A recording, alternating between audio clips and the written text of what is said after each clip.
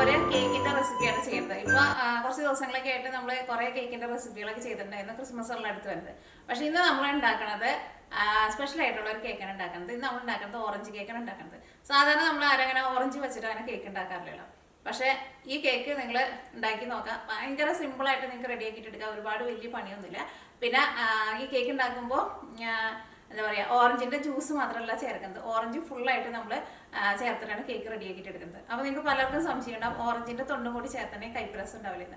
ഓറഞ്ചിന്റെ തൊണ്ട് ഫുള്ളായിട്ട് എടുത്തിട്ട് നമ്മൾ ഇതേപോലെ കേക്ക് ഉണ്ടാക്കിയിട്ടുണ്ടെങ്കിൽ കൈപ്രസ് ഒന്നും ഉണ്ടാവില്ല, നല്ല ടേസ്റ്റ് ആയിരിക്കും. പക്ഷെ നമ്മൾ ഓറഞ്ച് എന്തെങ്കിലും സാധനത്തിൽ നമ്മൾ അതിൻ്റെ പുറത്ത് ആ തൊണ്ടുണ്ടല്ലോ, അത് നമ്മൾ ഗ്രേറ്റ് ചെയ്തിട്ട് എടുക്കുമ്പോൾ ഉള്ളിലെ ആ മഞ്ഞ കളർ ഉണ്ടല്ലോ, കട്ടി കൂടിയത് കഴിഞ്ഞ് കഴിഞ്ഞിട്ട് അടിയിൽ വരുന്നത്, അത് കൂടിയിട്ട് വന്നിട്ടുണ്ടെന്ന് വെച്ചിട്ടുണ്ടെങ്കിൽ കൈപ്രസ് ഉണ്ടാവും. പക്ഷേ ഇതേപോലെ ഫുള്ളായിട്ട് എടുത്തിട്ടുണ്ടെന്ന് വെച്ചിട്ടുണ്ടെങ്കിൽ കൈപ്രസ് ഒന്നും ഉണ്ടാവില്ല. നല്ല മണമായിരിക്കും കേക്കിന്. മണം മാത്രമല്ല, നല്ല നല്ല ഒരു ഓറഞ്ച് കളർ കിട്ടും. അത് ഓറഞ്ചിൻ്റെ അനുസരിച്ചിട്ട് ഇരിക്കുക. അപ്പം ഞാനിതിലേക്ക് എടുക്കാൻ വേണ്ടിയിട്ട് പോകുന്നത് നല്ല ഓറഞ്ച് കളറുള്ള ഓറഞ്ചാണ് എടുക്കുന്നത്. കഴിക്കാനെന്ന് വെച്ചിട്ടുണ്ടെങ്കിൽ നല്ല ടേസ്റ്റാണ്, നല്ല പഞ്ഞി പോലെ നല്ല സോഫ്റ്റ് ആയിട്ട് ഇരിക്കും. അപ്പോൾ നിങ്ങളെല്ലാവരും ട്രൈ ചെയ്ത് നോക്കാം. ട്രൈ ചെയ്ത് നോക്കിയിട്ട് ഫീഡ്ബാക്ക് പറയാൻ വേണ്ടിയിട്ട് മറക്കരുത്. പിന്നെ നമ്മൾ മിയാക്കിച്ചിലെ ലാസ്റ്റ് അപ്ലോഡ് ചെയ്തിട്ടുണ്ടായത് ബട്ടർ സ്കോച്ച് പുഡിങ്ങിൻ്റെ റെസിപ്പി ആയിരുന്നു. ആ വീഡിയോ നിങ്ങൾ കാണാത്തവരുണ്ടെന്ന് വെച്ചിട്ടുണ്ടെങ്കിൽ ആ വീഡിയോ കൂടിയിട്ട് കണ്ടു നോക്കാം. അത് നിങ്ങൾ ക്രിസ്മസിന് ഡെസേർട്ടൊക്കെ ഉണ്ടാക്കുന്നുണ്ടെന്ന് വെച്ചിട്ടുണ്ടെങ്കിൽ അത് നിങ്ങൾ ട്രൈ ചെയ്ത് നോക്കിക്കോട്ടെ. നല്ല അടിപൊളി പുഡിങ്ങാണ്. അപ്പോൾ ഇതാ കുറച്ച് സമയങ്ങൾ തന്നെ നമ്മുടെ ഓറഞ്ച് കേക്ക് നമുക്ക് റെഡി ആക്കിയിട്ട് എടുക്കാം. ഓറഞ്ച് കേക്ക് റെഡി ആക്കാൻ വേണ്ടിയിട്ട് പോവാണ്. അപ്പോൾ അതാ നോക്കിക്കേ, ഞാനിവിടെ ഇതേപോലത്തെ 2 ഓറഞ്ചാണ് എടുത്തേക്കുന്നത്. ഇത് കുരു ഇല്ലാത്ത ഓറഞ്ചാണ്. കുരുള്ള ഓറഞ്ചാന്ന് വെച്ചിട്ടുണ്ടെങ്കിൽ പ്രത്യേകം ശ്രദ്ധിക്കുക, അതിൻ്റെ കുരു മാറ്റണം കേട്ടോ. അപ്പോൾ നമുക്ക് ഓറഞ്ച് നന്നായിട്ട് കഴുകിയിട്ട് എടുക്കാം. ഫസ്റ്റ് 2 ഓറഞ്ച് ഇതാ. അപ്പോൾ വലിയ ഓറഞ്ചാന്ന് വെച്ചിട്ടുണ്ടെങ്കിൽ നിങ്ങളതനുസരിച്ചിട്ട് ഓരോ ഓറഞ്ചിൻ്റെ ഒരു കാൽ ഭാഗം കൂടി എടുത്താൽ മതിയോ.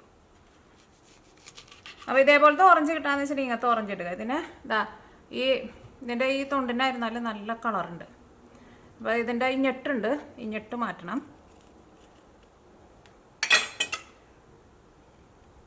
പിന്നെ ഇതിൻ്റെ ഈ സെൻറ്ററിൽ ഇതാ ഇതേപോലെ ഇങ്ങനെ ഒരു കട്ടി കൂടിയതുണ്ടാവും. അതിങ്ങനെ കുറച്ചുണ്ടാവും, അത് ജസ്റ്റ് ഒന്ന് മാറ്റി കളയാം. കുരു ഉള്ളതിനാന്ന് വെച്ചിട്ടുണ്ടെങ്കിൽ ഇവിടെ നല്ല തിക്കായിട്ടുണ്ടാവും. അപ്പോൾ ആ പാട്ട് നിങ്ങൾ എടുക്കരുത് കേട്ടോ. ഇവിടെ സെൻറ്ററിൽ കുരുവും ഇതൊക്കെ കൂടിയിട്ട് കുറച്ചും കൂടി നല്ല തിക്കായിട്ട് ഇരിക്കില്ലേ, അങ്ങനത്തെ ഓറഞ്ചാന്ന് വെച്ചിട്ടുണ്ടെങ്കിൽ ആ ഭാഗം ഫുള്ളായിട്ട് കട്ട് ചെയ്ത് മാറ്റണം. ഇതാ. അപ്പോൾ ഇത്രയ്ക്കേ നമ്മൾ ഈ ഓറഞ്ചിൻ്റെ കട്ട് ചെയ്യണുള്ളൂ കേട്ടോ. ഇതിൻ്റെ തൊണ്ടൊന്നും മാറ്റേണ്ട ആവശ്യമില്ല. ഇതാ, ഇത് മിക്സിയുടെ ഒരു ജാറിലേക്ക് ഇടാം. ബാക്കിയുള്ളതും കട്ട് ചെയ്തിട്ട് ഇതേപോലെ മിക്സിയുടെ ജാറിലേക്ക് ഇടാം. അപ്പോൾ ഞാനിവിടെ ഇതേപോലത്തെ 2 ഓറഞ്ചാണ് എടുത്തേക്കുന്നത്.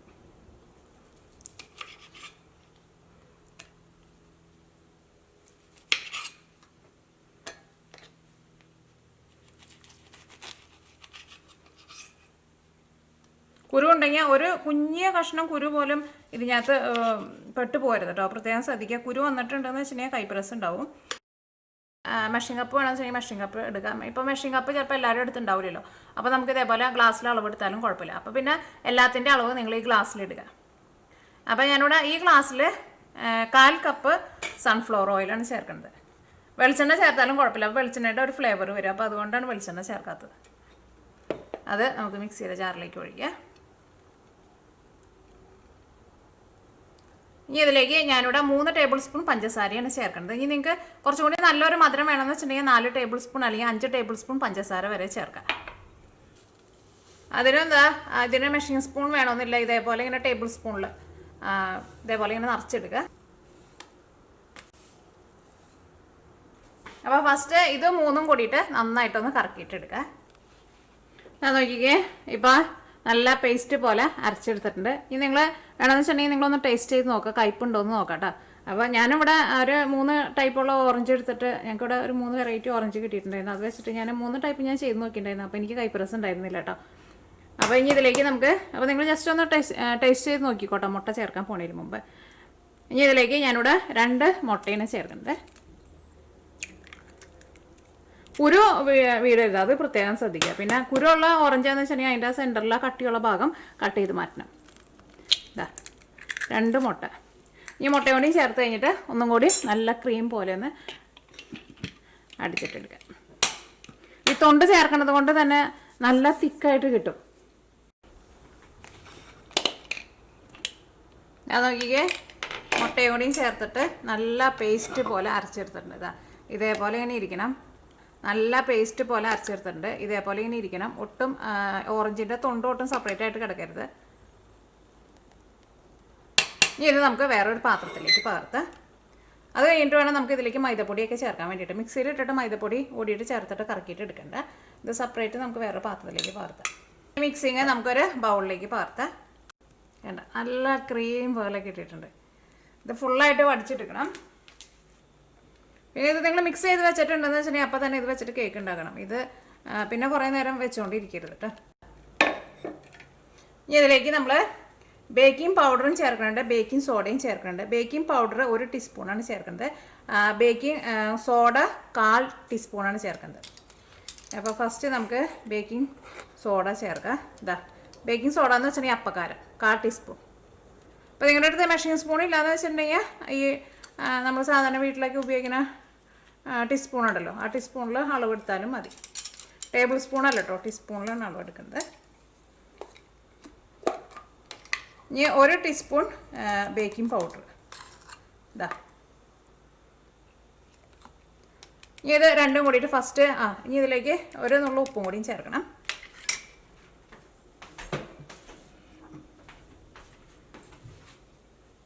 ഒരു നുള്ള ഉപ്പ്. ഇനി ഇതെല്ലാം കൂടിയിട്ട് ഫസ്റ്റ് നന്നായിട്ടൊന്ന് മിക്സ് ചെയ്യുക.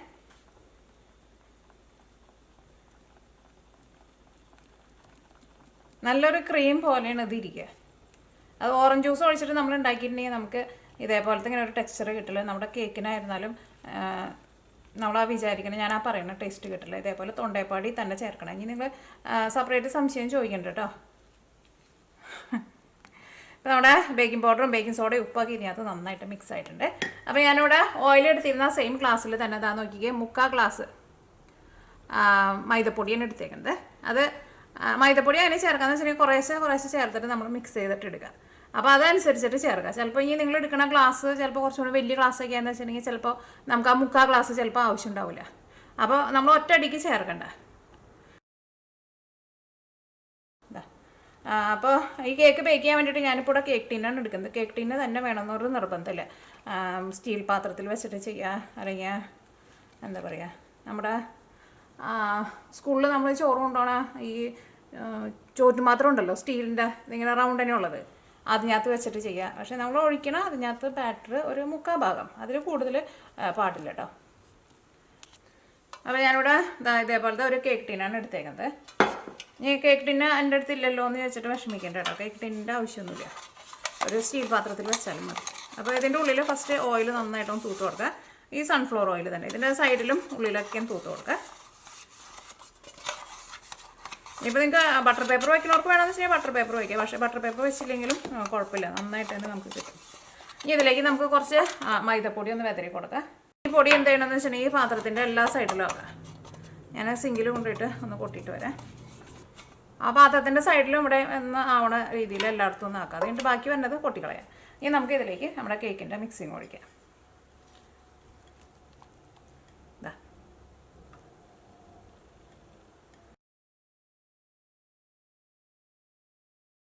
ഒന്ന് ടാപ്പ് ചെയ്ത് കൊടുക്കുക.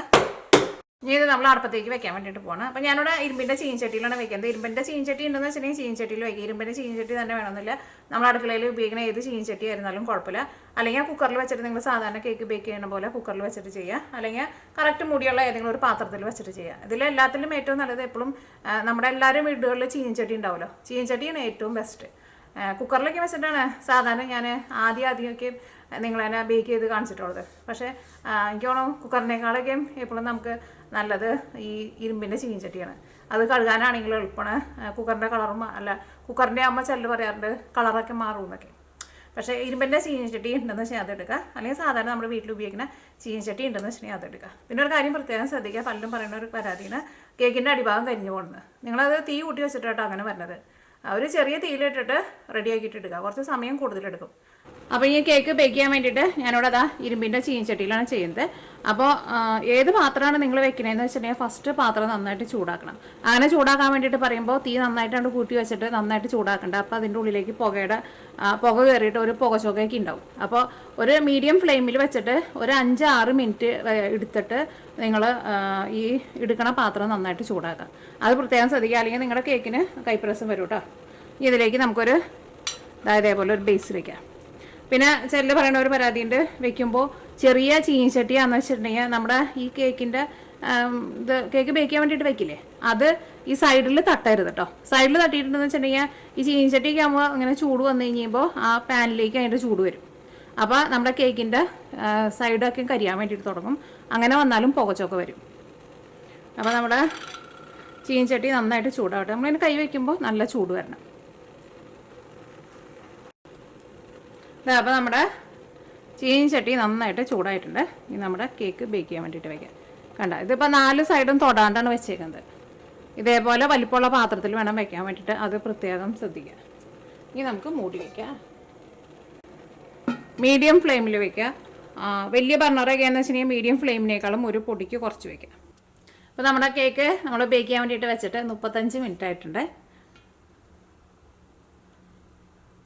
അത് നോക്കിക്കേ, നമ്മുടെ കേക്ക് റെഡി ആയിട്ടുണ്ട്. എൻ്റെ ഇടയ്ക്ക് ഞാൻ ഒരു പ്രാവശ്യം തുറന്നു നോക്കിയിട്ടുണ്ടായിരുന്നു.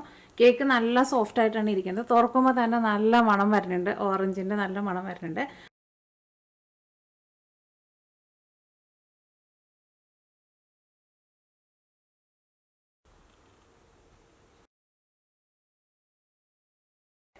നല്ല സൂപ്പർ കേക്കാട്ടോ.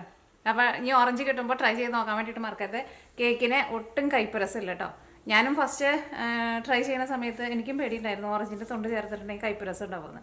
പക്ഷേ ഞാനത് മിക്സിയിലിട്ടിട്ട് ഫസ്റ്റ് മൈദപ്പൊടി ചേർക്കാൻ പോണേലും ഞാൻ ടേസ്റ്റ് ചെയ്ത് നോക്കി കഴിഞ്ഞപ്പോൾ സൂപ്പർ ടേസ്റ്റ് ആയിരുന്നു. അപ്പോൾ എനിക്ക് തോന്നി നമ്മുടെ കേക്ക് എന്തായിരുന്നാലും അടിപൊളിയായിട്ട് വരുമെന്ന്.